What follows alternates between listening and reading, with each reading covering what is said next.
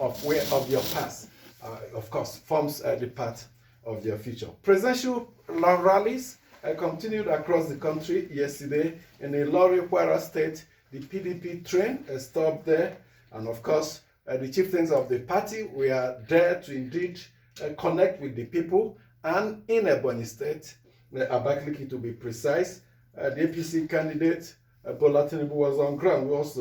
He received a chieftaincy title. But one worrying thing, well, not new but continuing, is the spate of judicial interventions in our politics. Just yesterday, 3 different judgments pointed at who should be the candidate of the APC in 3 states of the Federation.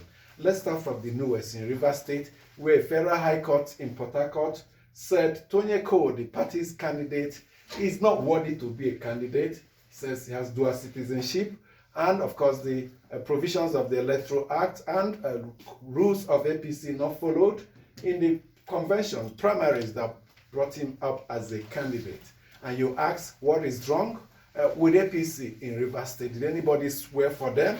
That's the question they must have to answer. Recall that in 2019, they failed to indeed present a candidate. Or what's the problem with candidates in Rivers State? Recall in 2007, it was the Omehia Amechi team. Omehia won the election and was into his tenure as governor, but the Supreme Court told him, no, you were not the right candidate. So there's something wrong with that was PDP in 2007. Now it was APC in 2019, and APC, it has started again. Who knows whether the appeal court or the Supreme Court will reverse that. But for Taraba and indeed Adamawa State, the appeal court, the Court of Appeal in Yola and Taraba gave a ruling upturning earlier decisions of federal high courts in those 2 cities, removing Emmanuel Buacha for Taraba as APC candidate, and Senator Aisha Hatu Dahiru, that's the high court, as candidate. So, but the Court of Appeal yesterday said, no, high court, you're wrong. The two are the candidates for Taraba and Adamawa states. Amechi, good morning to you, good morning, listener. Very interesting times, with about, I think, 91 days now to the elections. So much more will happen within the 91 days. I think for now, except for Delta, I can't recall any other state where the Supreme Court has made a final judgment on this. So you can be sure that even in Taraba and Adamawa, they will still head to the Supreme Court. And then in the other rivers, you can be sure they will go to Court of Appeal and then, proceed with that. We'll see how all of that will turn out. Clearly, like I've always said, the 2022 Electoral Act is new. We are possibly all learning the ropes, and the judgment we're getting in this court will definitely, be part of our laws and will guide what will eventually happen in 2026, and 2027. So we'll look up to what eventually will be. And much more will come across the National Assembly, state houses of assembly, and all, or even the presidential. There are a number of cases in court, different courts. We'll wait to see how that will pan out. I mentioned the interesting thing, the history issue. I was so elated yesterday after about 15 years when the federal government stopped it, and then eventually it was removed. Now I think 100 teachers being trained for each state, and I was asking myself again, we are on this road. Is the states, these teachers should be in state-owned secondary schools, by the federal government. It should be the National Educational Research Council, I want to believe. But we'll wait to see. We'll see how the good thing is a starting process. But some of us will want to see a situation where we'll go beyond just reintroduction of this. Different countries across the world have used history to define their future, and I think that's what we should be doing even with our history. Take a look at the Nigerian Civil War. I served in Imo State, and I can tell you within that period I took a lot of time to read so much literature on the Civil War. And interestingly, authors of Igbo origin, Amechi, describe that war in their books as Biafran War. And then authors that are non-Igbo describe it, including what we were taught in school as Nigerian Civil War. So there are some textbooks you pick, they will tell you Nigeria, Biafra, Civil War. And these are different perspectives, to all of that. And we need to reconcile this. This is just a part of it, and several other things. And I think the Nigeria Educational Research Council should go way beyond that. I recall some of us made presentations as way back as 2008 on these issues. And I think it's a defining moment for this country. Amechi, good morning. Good morning, dear colleagues and dear listener. It's a good one for Nigeria. History is back. The training, TV, is being done by the Universal Basic Education Commission, UBEC, because the introduction is in primary school and junior secondary school. And let's know, why was history removed initially? They said students were avoiding the subject, that's one, and graduates of history were not getting jobs, and they had dearth of teachers, meaning scarcity of history teachers. That was why they decided to remove history and incorporated some elements of history in social studies. And then later on, you have incorporated them in civic education. If you ask some children now, they don't know when Nigeria was amalgamated in 1914. They don't know what happened in 1906. They wouldn't know because history is not incorporated in social studies. You don't have that in social studies. What you have in social studies is what is happening social, the present-day development, and just back history a little. Who was the first president, ceremonial and others. Amechi, but let's go deeper. Some persons have accused Western countries of forcing Nigeria to drop history because it's like the NDRDC Executive Secretary, Nigeria Education Research Development Commission. He said to me yesterday that in the US, they don't teach history because they wouldn't want you to come and know how your fathers were abandoned in chains as a black American and brought to the US and beaten and flogged in the farms. So they try to avoid history. But I said, no.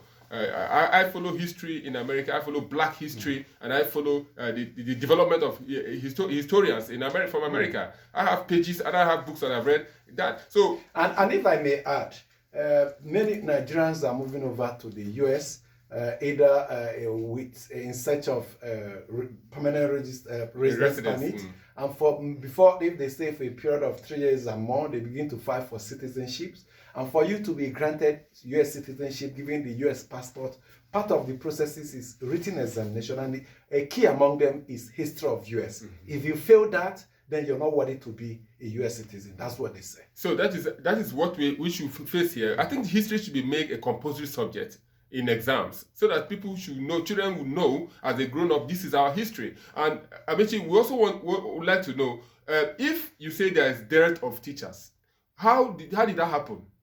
I know that in my school, there's a history department where teachers are being graduated.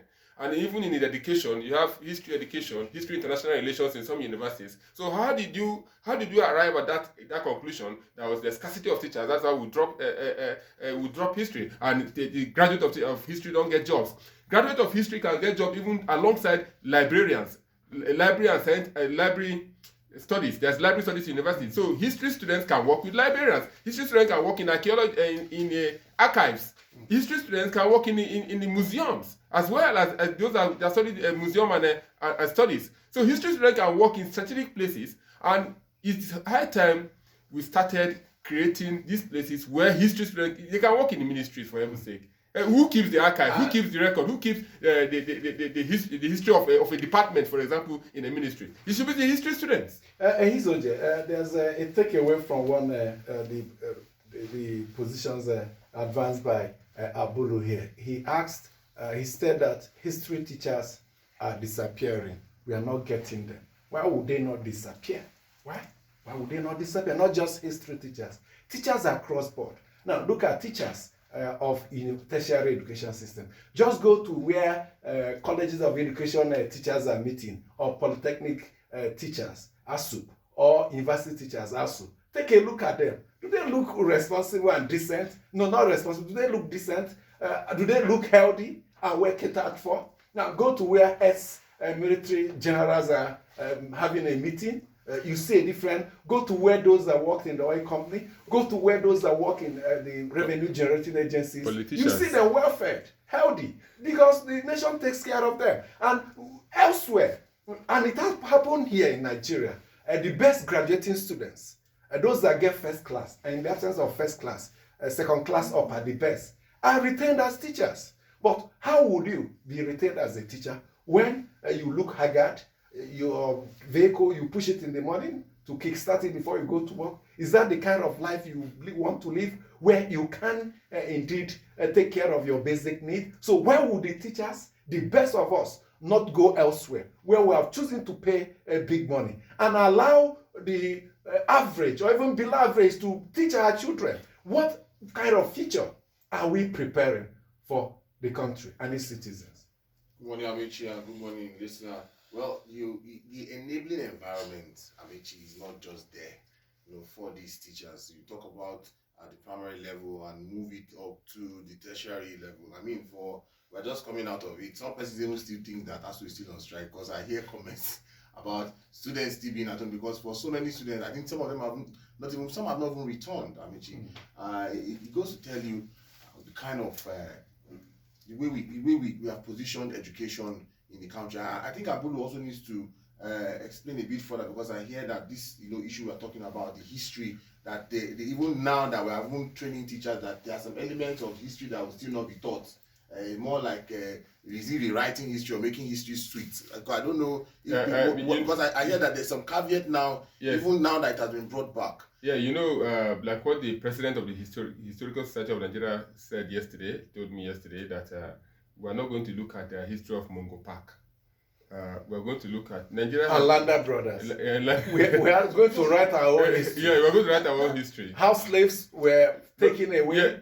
How slaves were taken away. How and even up to modern men, we are the ones selling. Even up to modern day history. Because I told you, I said last time, history, that President Muhammadu Buhari he likes history. He likes making history. The redesign of the Naira is history. The Komani oil is history. And Loretta on the chair is history. There are so many history that he's creating. Also, the longest ASUU strike is history. The first casting rebounding back is history. So history is incorporated in the new curriculum. When we say we are going to be taking aspects of history and not teaching others, then you begin to wonder if you are not going to do it at all, let's not do it. Because whether you like it or not, this history we are talking about, somehow these children or the younger generation will still read about it. No, I think what Abulu meant is creating our own history. We should the history that were fed on us is that Mungo Park discovered the mouth of River Niger and the Landa Brothers. Which one? The source and the mouth. Now, unfortunately for us, we didn't have any system of writing. There are suspicions that in the past we had people who had discovered all this, but we didn't quite. People were there. People were living there now. So how do people come and discover people that are already living? What they mean by discovery is including it in the geography book. And to document documentation. They were the first to document the first to document a thing means you have discovered it. So many discoveries have been made. So many people have discovered routes or channels or whatever. We tell our own history. This history is going to be made up of your village. My village in Ubegun. The king there. How did they imagine? How did it grow? How many children know the knock history? How many children know the tortif? How the tortif grew and how many stages of the tortif? The history we had in the past was passed orally from generation to generation. As we are passing it orally, it was being twisted. So what I'm saying, Amamechi, is that this history that we're talking about, right, is important for why it exists is for us to know what it was, where we were before, so that we can plan or know what ahead and for the future.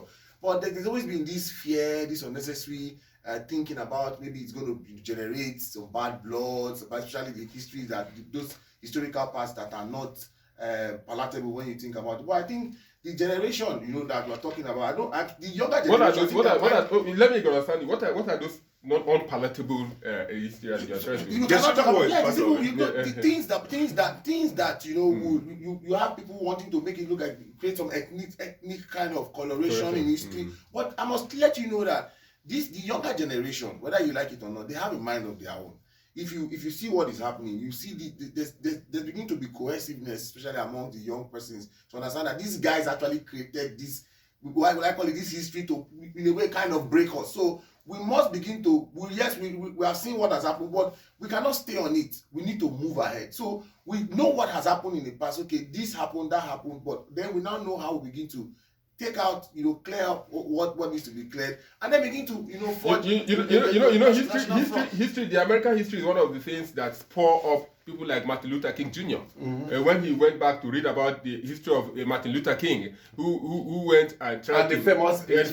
Yes. So history, and the blacks, history formed part of the struggle. And what happened to the struggle? I understand what you're saying. The pleasant or unpleasant, all of them, we can't wish them away. Yeah, I think it all boils down to interpretation of the events, that had happened in the past. And I want to believe that's what the president of the Historical Society of Nigeria was saying when he said there are some parts of the old history that were forced or not that we have to redefine or present in a different way. The correct version of it. It's just like, what's her name now? This lady, Chinamanda. Okay, Chimamanda. She will tell you, if you listen to some of her podcasts where she said, look, the history of the black man for the underdevelopment of Africa, it depends on which perspective you are looking at. Whether you look at whether it's Europeans are underdeveloped Africa or Africans are underdeveloped themselves. It depends on which aspect you are looking, the interpretation, of it. And I think that is what we need, to get right in this sense. I mean, the political correspondents who covered the June 12 election launched a book not too long ago. And while we were there, a young lady said, he has always been watching TV. He would see the father on TV and all of that. But she did not understand what the June 12 was all about until that day when people were explaining and all of that. I want to believe she should be in her university days or even a graduate, as it were. It's as bad as that. Something as recent as 93. So we need to put that in right perspective. Because at some point, some person started portraying it as an ethnic thing, a religious thing, and all of that. And doing these things, they create a negative image, psyche and all of that. And we need a history that will empower our people, will give our people the right attitude to life and national development. Let me share one instance, what Rwanda did, the genocide, as bad as you think it was. It is well embedded in their history. Not just in their history, they created a museum where all you can think of that happened. The dry bones, the machetes that were used, the axes that were used to hack people, everything.